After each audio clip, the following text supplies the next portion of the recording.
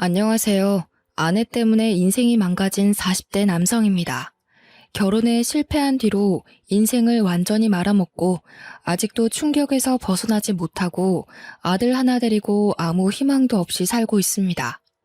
아주 성공한 인생은 아니었지만 순탄하게 살아가던 제가 왜 밑바닥까지 추락하게 되었는지 들어보시면 여러분들도 기가 막히실 겁니다. 제가 아내와 결혼한 뒤에 정말 기가 막힌 경험을 하게 되었습니다.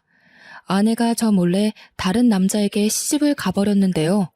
이게 도대체 무슨 말인지 이해가 안 되실 겁니다. 저도 처음엔 이런 어처구니 없는 상황을 이해할 수 없었으니까요. 결론부터 말씀드리자면 아내가 저와 결혼하고 동거는 다른 남자와 해버린 것입니다. 그 사실을 알게 된 순간 피가 거꾸로 치솟을 정도로 화가 났지만 그 인간들에게 속수무책으로 당할 수밖에 없었습니다. 그것들은 짐승들도 하지 않는 더러운 짓을 저지르고도 뻔뻔스럽게 모든 잘못을 제게 뒤집어 씌우려고 했습니다. 저는 아버지가 일찍 돌아가시고 홀어머니 밑에서 자랐습니다. 엄마와 저의 불행은 아버지가 돌아가시면서 시작되었죠. 공장에서 작업 반장이었던 아버지는 새로운 기계를 설치하는 과정에서 작업자의 실수로 장비가 오작동되면서 사고로 돌아가셨습니다. 아버지가 돌아가시자 기다렸다는 듯이 고모가 할머니를 꼬드겨서 공장에서 나온 사망 위로금을 가로채버렸습니다. 그 돈은 당연히 엄마가 받아야 하는 돈이었지만 할머니는 세상 물정 모르고 착한 엄마를 속여서 고모에게 줘버렸는데요. 고모는 거기서 만족하지 않고 아버지 명의로 되어 있는 집에 눈독을 들였습니다. 고모가 할머니에게 엄마를 집에서 내보내고 자기랑 같이 살자고 유혹했거든요. 아버지가 살아계실 때도 못된 시누이 노릇을 톡톡히 하던 고모였지만 이런 식으로 저랑 엄마를 배신할 줄은 몰랐습니다. 그 전부터 한겨울에 엄마와 제가 자는 방에 보일러만 끄기도 했고 일부러 세탁기를 고장내 산더미 같은 빨래를 손으로 직접 빨게 만들었습니다. 할머니는 그런 모습을 보고 동정하기는커녕 엄마가 힘들다고 울상을 지으면 나가라는 말만 하셨습니다. 그렇게 힘들면 나가야지. 굳이 왜 여기 버티고 서 있어? 아범이 이제 이 세상 사람도 아닌데 너도 더 늦기 전에 경수 데리고 네 갈 길 가라. 하지만 엄마는 나갈 수 없었습니다. 할아버지는 돌아가시기 전에 집을 아버지에게 주셨기 때문에 어떻게든 재산 분배를 하려고 했죠. 땡전 한 푼도 없었기 때문에 어쩔 수 없었습니다. 엄마가 집에서 안 나가고 버티고 있던 그 해에 유독 눈도 많이 내렸습니다. 수십 년 만에 강추위라고 뉴스에 보도되던 때였죠. 지금도 그 추위가 생각날 만큼 엄청 추웠습니다. 그런 한겨울에도 집이 탐이 난다는 이유 하나만으로 고모는 할머니를 앞세워서 엄마와 저를 집에서 쫓아내려고 했습니다. 그럴 때마다 엄마가 나서서 애원하듯 말하였는데요. 어머님, 제가 갈 데가 어디 있다고 나가라고 하시는 거예요. 그냥 어머님 모시고 이 집에서 살게 해주세요. 어머님이 하라는 집안일 묵묵히 잘해오고 있잖아요. 엄마는 이 집에서 나가면 당장 살아갈 날들이 막막하다고 할머니에게 애원했지만 할머니와 고모는 돈에 눈이 멀어서 냉정하게 돌아섰습니다. 우리도 힘들어서 그래요. 힘들어서. 내가 돈 벌어와서 겨우 입에 풀칠하고 있는데 끝까지 이럴 거예요? 이 집에서 살고 싶으면 우리 오빠처럼 돈을 벌어오던가. 돈 벌어올게요. 이 앞에 있는 슈퍼나 식당에서 일할 테니까 제발 나가라는 말은 하지 말아주세요. 그까지 푼돈 벌어오라는 소리 아니에요. 평생 남자 안 만날 거예요? 엄마가 언니 앞날 생각해서 놓아주려고 하는 건 몰라요? 군말 말고 당장 짐 싸서 나가요. 그때 엄마가 법에 대해서 조금만 지식이 있었다면 할머니와 고모에게 맞대응했을 겁니다. 아버지가 돌아가시자마자 집 명의를 자기 앞으로 돌렸을 텐데 중졸의 전업주부로 살아온 엄마는 세상사에 참 무지했습니다. 그저 할머니와 고모에게 빌면서 애원하다가 한겨울에 거리로 쫓겨나 버리고 말았죠. 당장 갈 곳이 없었던 엄마는 외할머니 집으로 갔습니다. 외갓집은 외할아버지가 몸이 불편한 탓에 형편이 좋지 않아서 다른 거처를 알아봤지만 선택의 여지가 없었습니다. 그때부터 엄마는 저를 키우기 위해 닥치는 대로 일을 하기 시작했는데요. 처음에는 친척의 소개로 아파트에서 청소일을 하시다가 도배 일을 하는 사장님의 도움으로 벽지 도배를 배우게 되었습니다. 엄마는 어린 저를 남부럽지 않게 키우려고 열심히 기술을 배우셨고 1년 뒤에 사장님과 같이 도배 일을 하게 되었죠. 2년에서 3년 차에는 인정받는 도배 기술자가 되어서 사장님께서 조금 도와줄 테니 엄마에게 독립하라는 말씀까지 해주셨습니다. 경수 엄마는 내가 보니까 이제 혼자서 일해도 되겠어. 내가 맡은 구역 떼줄 테니 독립해. 먹고 살 걱정은 없을 거야. 과부 사정은 호라비가 안다는 말처럼 없이 사는 사람들은 서로의 처지를 잘 알아주었습니다. 혼자 애를 키우는 엄마를 위해서 사장님이 자기 구역을 기꺼이 내어주고 도와주었습니다. 그렇게 엄마가 독립한 뒤에 돈을 모아서 전세로 집도 마련했고 경제적으로 어느 정도 자리를 잡게 되었죠. 그런데 제가 중학교에 들어간 5년 뒤에 할머니가 고모에게 쫓겨나서 엄마를 찾아오게 되었습니다. 할머니의 말에 따르면 고모가 몰래 집을 팔아버리고 할머니를 자기 집으로 데리고 가서 식모처럼 부렸다고 하는데요. 집을 판 돈도 나누어 주지 않고 자기 혼자서 독차지하더니 할머니가 돈 이야기를 꺼낼 때마다 고모가 화를 내면서 소리를 질렀다고 합니다. 뭐? 돈을 달라고? 엄마, 지금까지 먹여주고 재워준 것만 해도 얼만데 돈을 달라는 거야. 설마 치매라도 걸렸어? 시끄럽게 돈 타령하지 말고 밥이나 차려줘. 그제서야 할머니는 자기밖에 모르는 표독스러운 고모에게 속아서 이용당했다는 사실을 깨달았습니다. 게다가 고모부는 알코올 중독 기질이 있어서 매일 술에 취해 난동을 피워서 집안이 하루도 조용할 날이 없었을 겁니다. 고모와 고모부는 매일 서로 욕을 하면서 싸웠고 가재 도구들도 부서졌거든요. 그날도 고모가 고모부에게 얻어맞았는지 분을 참지 못하고 할머니에게 손찌검까지 했다고 합니다. 고모의 폭력이 날이 갈수록 심해져서 할머니는 그 집에서 더 있다가는 죽을 수도 있겠다는 생각이 들었다고 하죠. 그 길로 도망을 치듯이 빠져나와서 엄마를 찾아왔다고 하는데요. 저는 할머니를 내쫓았으면 했지만 할머니가 울면서 용서를 비니까 마음이 약한 엄마는 할머니를 받아주었습니다. 그렇게 불편한 동거를 몇 년 동안 지속하다가 제가 고등학교를 졸업할 무렵에 할머니가 세상을 떠나셨어요. 엄마는 고모에게 장례식에 오라고 연락을 했지만 고모는 전부 다 무시했습니다. 그래서 저희는 할머니가 돌아가신 뒤로 고모와의 인연을 완전히 끊어버렸어요. 몇 년이 지나 대학에서 경영학을 전공하게 된 저는 전자제품에 들어가는 부품을 만드는 작은 중소기업에서 일하게 되었습니다. 처음에는 영업팀에 발령이 나서 근무를 시작했는데요. 저희 회사 부품을 납품하는 거래처를 관리하는 일이 주 업무였습니다. 사람을 상대하는 일이다 보니 술자리가 아주 잦았죠. 그런데 저는 술을 전혀 마시지 못했습니다. 소주 한 잔만 마셔도 얼굴이 벌겋게 달아올랐고 온몸에 두드러기 같은 발진이 돋아나는 특이 체질이었거든요. 그래서 영업 때문에 가져야 하는 술자리가 언제나 부담이 되었습니다. 거래처의 간부들이 술잔을 따라주려고 하면 사정을 설명하면서 정중하게 거절하는 것도 눈치가 보이는 일이었죠. 그래서 영업팀의 최고 술상무였던 팀장이 나서서 저 대신 술잔을 받기도 하였습니다. 그러다 새로운 납품 회사를 뚫어서 담당자들끼리 인사를 하는 회식 자리를 갖게 되었습니다.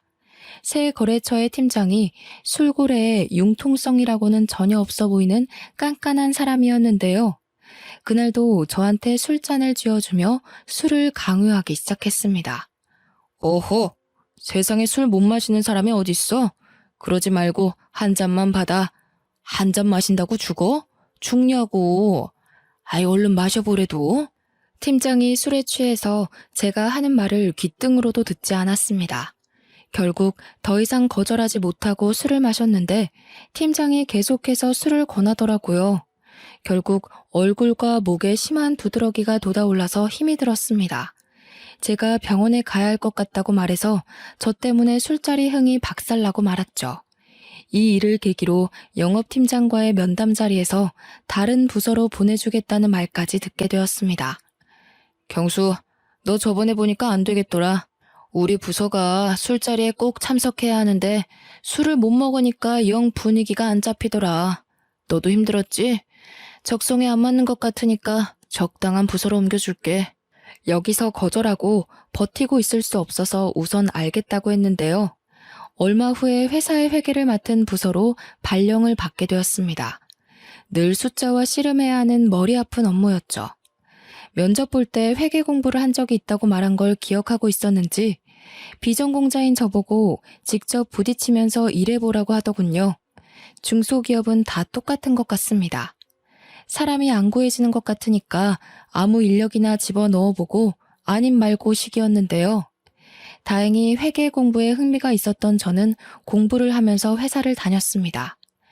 회계사 일은 아니었지만 회계 업무를 보조하는 일이라 가능한 일이었습니다.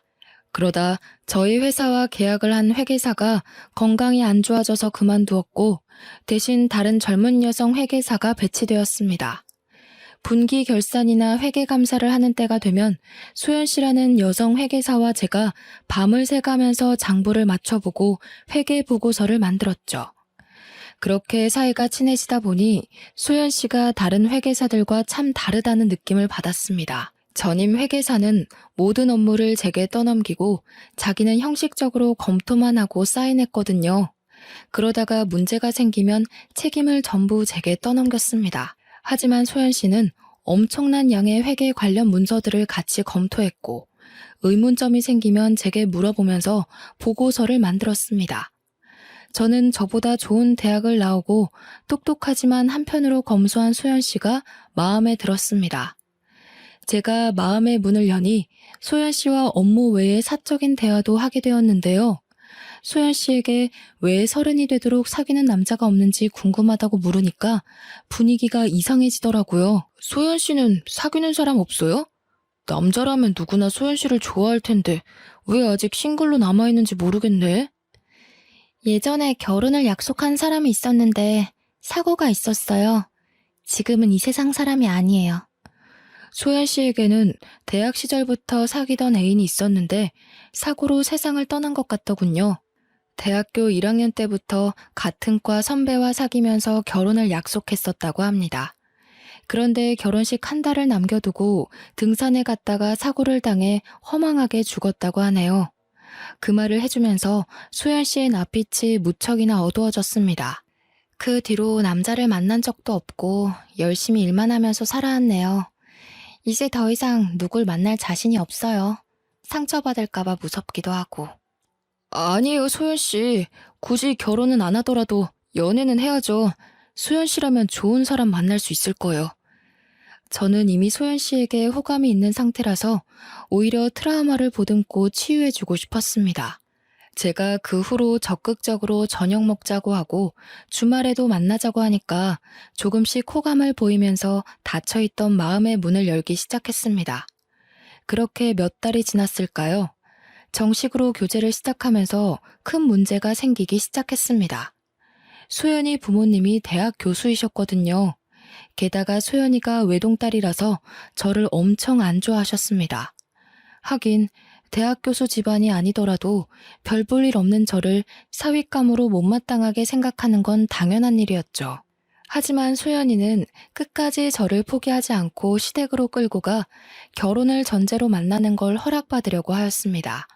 그런데 장모님께서 소리를 지르면서 반대하셨는데요. 아버지도 없고 직업도 변변치 않은 놈이 뭐가 좋다고 결혼을 하겠다는 거냐? 절대 안 돼. 내가 아주 괜찮은 신랑감 골라줄 테니까 당장 헤어져.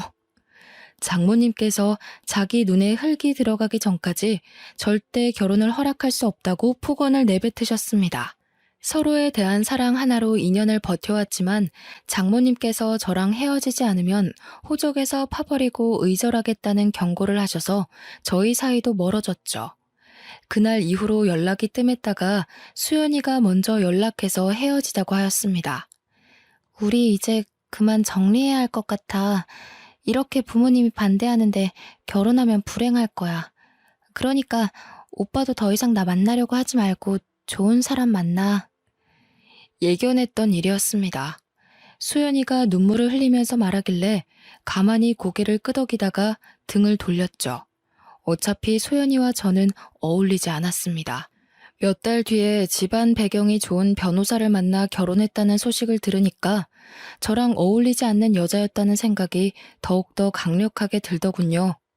소연이는 당연히 회사 사람들에게 결혼 소식을 알리고 퇴사하였습니다. 실연을 당한 게 티가 났는지 자꾸만 실수를 하자 회계팀장이 제게 면담을 하자고 하였습니다. 그리고 제게 생각을 정리할 시간이 필요해 보인다고 했죠. 그래, 너도 소연 씨 그만둔 거 알고 있지? 지금 일이 손에 안 잡힐 거야. 생각 같아서는 한 달 정도 휴가를 끊어주고 싶은데 그럴 수는 없고 일주일만 쉬다가 돌아와. 회계팀장이 제 사정을 이해해줘서 휴가를 내고 제주도로 일주일간 여행을 떠났습니다.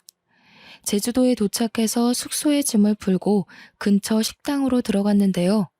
서빙을 하던 여성이 저를 보고 환하게 웃어주더라고요. 안녕하세요. 딱 보니까 이 동네 사람은 아닌 것 같은데. 저희 식당 처음 오셨어요? 네, 이제 막 제주도에 도착했는데 여기는 뭐가 맛있나요? 전부 다 맛있지만 흑돼지 백반이 최고 인기 메뉴예요. 그걸로 드릴까요? 네, 그걸로 주세요. 서빙을 하던 여성이 추천해주던 대로 제주도 흑돼지 백반을 시켰는데 양이 정말 푸짐하고 맛도 좋더라고요. 고기가 입에서 살살 녹았고 감칠맛이 났습니다. 다음에도 또 오고 싶다는 생각을 하고 있는데 서빙을 하던 여성이 갑자기 말을 걸어왔죠. 혼자서 여행 오셨나 봐요? 예, 머리 좀 식히려고 혼자 왔어요. 얼마나 계시다 갈 건가요? 일주일 정도 머물 겁니다. 여행 계획은 잡으셨어요? 아니요, 그냥 아무 생각 없이 훌쩍 떠난 거라 계획은 없어요.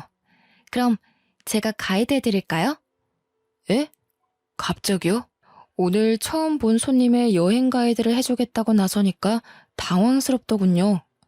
솔직히 그때는 혼자 있고 싶었지만 힘들고 지쳐 보여서 가이드 해주고 싶다는 말을 듣고 마음이 흔들렸습니다. 저야 가이드 해주시면 좋죠. 그런데 여기서 일하셔야 하는 거 아니에요? 이 식당 제 아버지 거예요. 틈날 때마다 도와드리고 있어서 자리 비워도 괜찮아요. 잠깐만요. 아버지께 물어보고 올게요. 그러면서 카운터에 앉아있던 남자에게 다가가서 뭐라 말을 하고 있었습니다. 사장으로 보이는 남자가 저를 굳은 표정으로 쳐다보더니 고개를 젓고 있더라고요. 그랬더니 서빙을 해주던 여자의 목소리가 조금 커졌습니다. 아니 아빠, 도대체 왜 안 된다는 거야? 이번에 알바 구해줬다며. 일 안 도와줘도 되니까 집에 있어. 내가 도대체 몇 번을 말해줘야 돼? 외지 남자는 만나지 말라고 했잖아. 그냥 혼자 온 분 가이드 해드리는 거야. 다른 뜻은 없어. 저는 괜찮다고 말하려고 하는데 여성분이 고집을 피우자 아버지도 알겠다고 하더군요. 그 말을 듣자마자 신이 난 여성분이 당장 내일부터 같이 다니자고 말하였습니다. 숙소가 어디예요? 내일 아침에 제가 차 가지고 갈게요. 이렇게까지 좋아하다니 이 여자가 저한테 호감이 있는 건 아닐까 하는 생각이 들었습니다. 저는 여성분 이름도 모른 채 내일 만날 약속을 잡게 되었습니다. 다음날 아침이 돼서야 여성분이 승혜라는 이름을 알려주었습니다. 저보다 어려서 그런지 참 활발하고 적극적인 여성이었습니다. 승혜가 일주일간의 여행 일정을 대신 짜주었거든요. 원래는 아무 계획도 없이 바닷가를 찾아가서 하염없이 멍이나 때리다가 올라갈 생각이었는데 승혜 덕분에 연예인 못지않은 빡빡한 일정 속에서 움직이게 되었죠. 저는 제주 토박이인 승혜를 따라 유명 관광지를 다니게 되었어요. 제주도를 돌아다니면서 알게 된 건데 승혜는 지금까지 제주도 밖으로는 나가본 적이 없다고 하더라고요. 결혼은 꼭 외지 남자와 할 거라고 하길래 농담 삼아서 한마디 던져보았습니다. 설마 나랑 하려고 그러는 거 아니지? 사실 갑자기 가이드 해주겠다고 나서서 놀랬어. 나는 좋은데 당장 식 올리자. 나 오빠 보자마자 완전 반했잖아. 오빠 진짜 잘생긴 거 알고 있지? 그게 무슨 소리야? 장난으로 말하는 거지? 승혜가 제 말을 듣고 까르륵 웃기만 하고 더 이상 말을 안 하더군요. 농담인 것처럼 툭 던져보았지만 승혜는 저를 좋아하는 눈치였습니다. 또래 여자들이랑 다르게 20대 초반 여자애처럼 솔직하게 말하고 부끄러워하는 모습이 새롭게 다가왔죠. 저도 그래서 승혜에게 마음이 끌리고 있었습니다. 제가 그동안 조용하고 성숙한 여자들만 사귀었었는데 수다쟁이처럼 말이 많으면서도 애교도 많은 승혜를 보니 또 다른 느낌이었거든요. 그렇게 저희들은 같이 여행을 다니다가 자연스럽게 서울에서도 계속 연락하자는 말을 나누었습니다. 고백만 안 했지 연인처럼 손도 잡고 질투도 하는 사이가 된 거죠. 오빠, 이제 경기도 올라가는 거야? 나도 2달 뒤 오빠 보러 갈게. 그때 나 모른 척하면 가만 안 둔다. 내가 그럴 리 있겠어. 너만 기다리고 있을게. 꼭 와야 해. 이렇게 서로 만나자는 약속을 하고 여행을 마치고 일상으로 돌아갔습니다. 2달 뒤에 진짜로 승혜가 와서 같이 서울로 나들이를 갔는데요. 내년에 30이 되는 나이인데도 승혜는 서울을 처음 와본다고 했습니다. 그래서 이번에는 제가 승혜의 여행 가이드가 되어주었죠. 승혜가 가고 싶다는 백화점에 들려서 쇼핑도 하고 놀이동산에서 즐겁게 놀다가 명동과 번화가 구경을 했습니다. 승혜가 그렇게 사흘을 머물다가 내려갔습니다. 그때부터 승혜와 저는 경기도와 제주도를 오가면서 연애를 하게 되었습니다. 지역 특성상 자주 내려가 보지는 못했지만 전화 통화를 자주 해서 애틋했죠. 한 달에 한 번 월차를 아꼈다가 주말 전날에 월차를 써서 제주도에 가서 3, 4일 정도 머물다가 오곤 했습니다. 저희가 그런 식으로 장거리 원정 연애를 한 지 6개월이 지났을 때 승혜에게 결혼하자는 청혼을 하였습니다. 너무 섣부른 판단 같았지만 저는 승혜와 같이 살고 싶었으니까요. 그리고 나이도 있어서 결혼을 더 이상 미루면 안 됐습니다. 다행히 승혜가 제 프로포즈를 받아주었습니다. 장인어른과 장모님께 정식으로 인사를 드리러 갔는데 장인어른의 표정이 진짜 어두워 보였습니다. 제가 잔뜩 긴장한 얼굴로 결혼을 허락해달라고 말씀드리니 느낌이 싸한 말을 해주셨습니다. 이왕 이렇게 됐으니 어쩔 수 없지. 잘 살도록 해라. 왜 그러냐고 꼬치꼬치 캐물을 수도 없어서 감사하다고 하고 넘어갔죠. 마음에는 안 들지만 하는 수 없이 사위로 맞아준다는 분위기라서 기분이 썩 좋지는 않았습니다. 승혜와 저는 결혼 후에 제가 마련해둔 경기도의 신혼집에서 살게 되었는데요. 이상하게 아내가 결혼 초부터 제주도에 자주 내려가기 시작했습니다. 물론 처가와 친구들이 모두 제주도에 있으니 일이 있을 때마다 내려가는 건 당연한 일이었지만 아내가 한 달에 몇 번씩 제주도에 내려가니까 이상하더군요. 하지만 처가에 가지 말라고 할 수도 없어서 그냥 두었습니다. 그쯤 아이도 가졌으니 힘들어서 처가에 자주 가는 거라고 생각했죠. 그렇게 2년이 흐른 뒤에 저희 아들 돌잔치 날이 다가왔습니다. 아내가 퇴근하고 돌아온 저를 붙잡고 돌잔치를 제주도에서 하자고 하더라고요. 여보, 우리 돌잔치 제주도에서 할 거지? 아버지가 친척들 전부 모시고 우리 식당에서 하고 싶대. 그래? 마침 그때가 여름 휴가철이니까 여행 겸해서 내려가서 푹 쉬었다가 오자. 아들의 돌잔치 날을 위해 월차까지 내고 제주도로 내려갔는데요. 그날 아내의 동네 친구라는 남자를 만나게 되었습니다. 여보, 인사해. 어릴 때부터 같이 자란 동네 오빠야. 처음 뵙겠습니다. 장수철이라고 합니다. 예, 반갑습니다. 김경수라고 합니다. 돌잔치 준비하기도 바빠 죽겠는데 아내가 아는 오빠를 소개해주겠다고 했을 때 약간 당황스럽긴 했습니다. 게다가 아무리 친한 오빠라고 하더라도 남편에게 알고 지냈던 남자를 소개해준다는 건 흔한 일이 아니잖아요. 하지만 제가 보수적인 거라고 생각했습니다. 아내가 장수철이라는 남자를 진짜 친구라고 생각하는 거라며 이해해 보려고 했죠. 수철 씨는 민박집을 운영하고 있다며 처가까지 가지 말고 민박집에서 묵고 가라고 하였습니다. 처가 좁은 거 알고 계시지? 거기서 잠자고 하려고 눈치 보일 텐데 모처럼 오셨는데 저희 집에서 하루 묵었다 가시죠. 수철 씨가 처가의 집 크기까지 알고 있는 게 찝찝했지만 제주도에 머무는 동안 그곳에서 며칠 지내기로 하였습니다. 수철 씨는 친절하게 민박집 하나하나를 구경시켜주면서 설명해주더군요. 덕분에 관심도 없던 아내의 친한 오빠의 취미 생활까지 알게 되었습니다. 조개 껍데기가 가득 있는 방안을 보여주길래 멋지다, 근사하다는 말로 대충 대꾸해 주었죠. 무언가 봐달라는 눈치였지만 안 그래도 돌잔치 준비 때문에 지쳐있는 상태였습니다. 관심도 없는 조개 껍데기 구경할 시간이 없어서 얼른 돌잔치 장소로 넘어갔는데요. 돌잔치를 마치고 저는 회사 일 때문에 다시 경기도로 올라갔습니다. 아내는 제주도에 더 있겠다고 하더니 2주 뒤에 올라왔습니다. 그날 이후로 아내가 점점 제주도에 머무는 시간이 길어졌습니다. 여보, 다음 주에 제주도 가서 보름만 있다가 올게. 뭐? 저번에는 2주나 더 있다가 왔잖아. 왜 보름이나 있으려고 하는 거야? 엄마가 몸이 안 좋아서 식당 일 도와달라고 그러네? 아내가 식당 일을 핑계로 제주도에 가더니 보름 혹은 한 달씩 머물다가 오기 시작했습니다. 그리고 며칠 지나지 않아서 또 제주도에 갔고 2달 넘게 지내다가 오기도 했죠. 저는 장모님이 아파서 그런 거라고 생각해서 제 아들이 6살이 될 때까지 1년의 절반 이상을 제주도에서 지내게 하였습니다. 그런데 모임에서 만난 고등학교 동창이 뜻밖의 말을 꺼내놓았습니다. 내가 저번 달에 제주도로 휴가를 갔는데 재수 씨를 만났어. 땡땡 민박집에서 지내고 있더라? 재수 씨는 왜 거기서 지내고 있는 거래? 친구는 제주도 여행을 계획하고 숙소를 알아보다가 비교적 가격이 저렴한 민박집을 예약했는데 그곳에서 아내를 봤다는 겁니다. 재수 씨는 나를 못 알아보는 것 같았는데 분명히 재수 씨가 맞았어. 웬 남자랑 같이 있는 걸 봐서 아는 척은 안 했거든? 내가 둘이 무슨 사이냐고 물어보니까 재수 씨가 뭐라 한 줄 알아? 둘이 부부 사이래. 우리 와이프가 거기 있을 리가 없잖아. 네가 잘못 본 거야. 와이프가 거기서 지내더라도 왜 부부 사이라고 했겠어.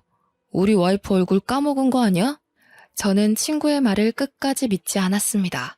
친구 녀석이 아내를 본 건 7년 전 결혼식장에서 본 게 전부였으니까요. 비슷한 여자를 아내로 착각했을 거라고 생각했죠.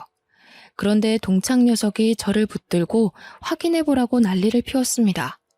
야, 네가 맨날 프로필 사진 가족 사진으로 해놓는데 내가 그걸 모르겠냐? 내가 눈썰미 하나는 끝내주니까 한번 확인만 해봐라. 내가 걱정돼서 그래. 저는 미친 소리 하지 말라고 딱 잡아떼기는 했지만 신경이 쓰이긴 하였습니다. 아내한테 어떻게 말해야 할까 고민하는 사이 제주도에 있던 아내와 아들이 경기도로 돌아왔습니다. 그리고 혹시나 하는 마음에 짐들을 뒤져보았는데요. 제주도에서 몇 주 머물다 돌아온 아들의 주머니에서 의외의 물건을 발견해서 아내가 뭔가 감추고 있다는 확신이 들었습니다. 그래서 제가 아들에게 주머니 속에 든 조개 껍데기가 뭔지 물어보았죠. 아들, 이거 제주도에서 주워온 거야? 누가 준 건 아니고? 누가 준 건 아니고 민박집 아저씨 집에서 가지고 왔어. 민박집 아저씨? 설마 그 장수철 아저씨? 아들 녀석이 맞다고 고개를 끄덕이길래 조개 껍데기를 자세하게 들여다보았습니다. 아니나 다를까 조개 껍데기에는 아내의 이름이 선명하게 새겨져 있더군요. 그때 장수철이 운영하고 있는 민박집 방안이 떠올랐습니다. 자기가 특별한 취미를 가지고 있다며 조개 껍데기를 보여주었거든요. 그때는 조개 껍데기가 너무 많고 관심도 없어서 대충 칭찬만 해주고 나온 기억이 있습니다.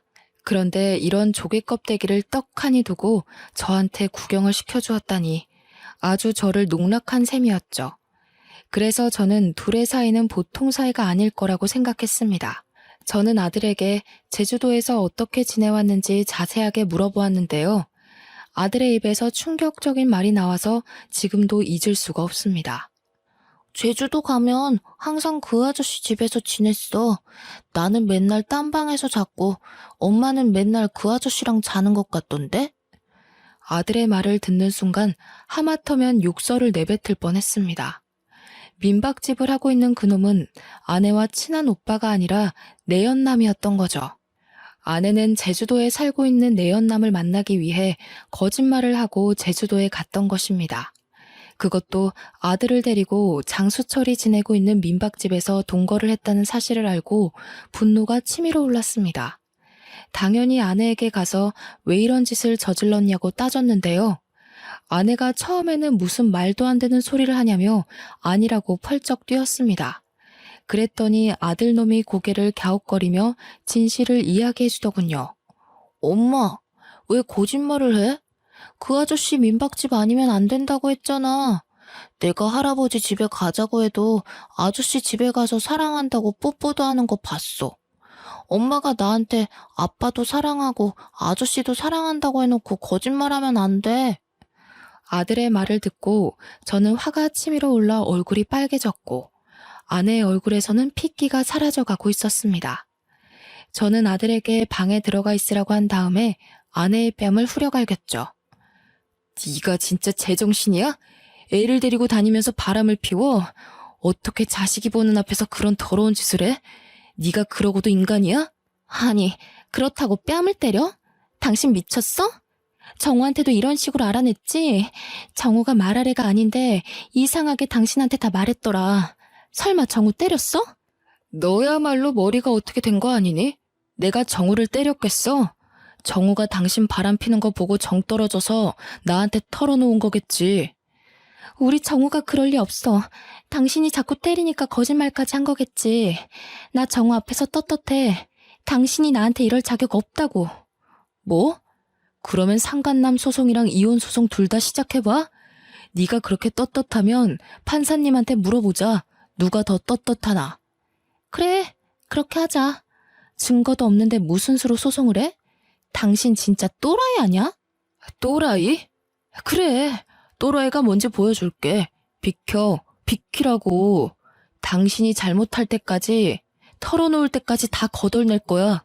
제가 난동을 피우면서 집안 살림을 하나씩 부수기 시작하니까 그제서야 아내가 제 바짓가랑이를 붙잡으며 울음을 터뜨렸습니다. 여보, 잘못했어. 그만해. 그만하라고. 나도 어쩔 수가 없었어. 아버지가 반대하는 바람에. 제가 추궁하니까 아내는 모든 걸 체념하고 왜 이런 말도 안 되는 짓을 저질렀는지 털어놓더군요. 장인어른이 아내를 제주도 밖으로 못 나가게 하고 집착해서였다고 합니다.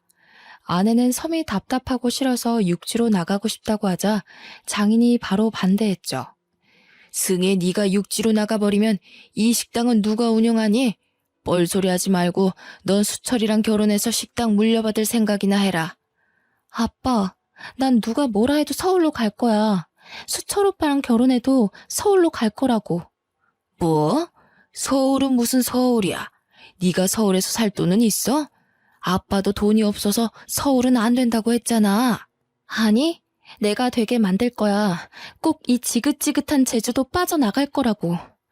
아내가 제주도를 떠나겠다고 고집하자 수철이라는 남자랑도 다퉜다고 하죠. 사귀던 남자와 사이가 소홀해지자 아내가 외지 여행객들이 많이 오는 식당에서 일을 하면서 괜찮은 남자를 물색했던 겁니다. 제주도를 떠나고 싶어하는 아내의 속셈을 잘 알고 있던 장인은 저와 결혼하겠다고 했을 때 못마땅하게 생각했던 것인데요. 아내가 처음부터 제게 친절하게 대하면서 가이드를 해주겠다고 한 것도 저를 꼬셔서 제주도를 벗어나 보려는 속셈이었습니다. 결국 장인어른이 아내에게 두 손 두 발을 들고 저와의 결혼을 허락해 주었죠. 그런데 아내는 수철이라는 남자랑 다시 연락이 닿아서 연인 관계로 발전하고 말았습니다. 한마디로 결혼은 저와 하고 동거는 그놈과 했던 것입니다. 이제 모든 걸 알았으니 결판을 내야만 했습니다. 저는 당장 제주도로 내려가서 장인을 만나서 자초지종을 따져보았죠. 그런데 장인은 뻔뻔한 태도를 보여주었습니다. 자네 기분이 상했다면 내가 사과할 테니까 없던 일로 하게. 나도 딸애가 그럴 줄 알았나? 중간에 알았지만 이혼할 것 같아서 입 다물고 있었네. 저는 장인의 몰상식한 말에 소리를 지르고 말았는데요. 장인어른, 이게 사과하면 끝날 문제라고 생각하세요? 제 가정이 깨졌고 인생이 끝났단 말입니다. 확실하게 책임지셔야 합니다. 제가 그렇게 만들 거예요. 이런 식으로 씩씩대면서 처가를 나와서 장수철이 운영하는 민박집으로 차를 몰고 갔습니다. 민박집에서 만난 그놈은 어처구니 없는 변명을 짓거려 놓았죠. 승혜를 너무 사랑해서 제 곁에 두고 싶어서 그랬어요. 정말 죄송합니다. 먼저 연락해서 승혜를 흔들어 놓은 제 잘못입니다. 제발 용서해 주세요. 뭐 어쩌고 저째? 사과하면 다야? 무릎 꿇고 싹싹 빌어도 절대 용서 못해. 네가 내 인생 망친 것처럼 나도 네 인생 망가뜨릴 거라고. 두고 봐. 내가 바로 송장 보낼 테니까 딱 기다리고 있으라고. 이제 더 이상 안 만나겠습니다. 연락 끊고 조용히 살겠습니다. 사과하고 안 만나겠다는데 도대체 왜 그러십니까? 예? 그놈도 장인어른과 마찬가지로 그냥 사과만 하면 끝날 거라는 착각을 하고 있었습니다. 말이 안 통하는 인간들에게는 법대로 하는 수밖에 없죠. 그래서 아내를 상대로 이혼 소송을 했고 그놈에게도 소송을 통해서 불륜의 책임을 물게 했습니다. 처가 쪽은 위자료와 아들의 양육비를 감당하기 위해서 전 재산인 식당을 처분해야 했고 장수철 그놈은 민박집 문을 닫았는데요. 소송을 하고 나서 혹시나 하는 마음에 아들 녀석의 친자 검사를 했습니다. 다행히 아들은 제 자식이 맞았습니다. 그러던 와중 아내에게서 기가 막히는 연락을 받기도 했죠. 여보, 당신이 하라는 대로 다 할 테니 제발 식당만은 돌려줘. 부탁이야. 이러다 우리 다 굶어 죽겠어. 소송에서 엄청난 위자료 폭탄을 맞자 아내는 울면서 식당만은 돌려달라고 애원했지만 배우자를 속이고 파렴치한 동거를 한 것이 얼마나 큰 잘못인지 확실히 알려줘야 했습니다. 아내의 부탁을 거절했는데도 아직까지 연락이 오고 있네요. 아들 녀석 때문에 차단할 수도 없고 날이 갈수록 힘이 듭니다. 여러분도 아시겠지만 불륜이란 얄팍한 핑계를 둘러댄다고 용서받을 수 있는 잘못이 아닙니다. 함께 가정을 꾸리고 살을 맞대고 살아온 배우자를 배신하고 가정을 파탄내는 건 배우자의 남은 인생을 완전히 망가뜨리는 참담한 잘못이죠. 여러분들은 제 아내처럼 실수하지 마시고 배우자의 입장에서 생각하고 판단하는 지혜로 하루하루를 살아가시길 바랍니다. 여기까지 읽어주셔서 감사합니다.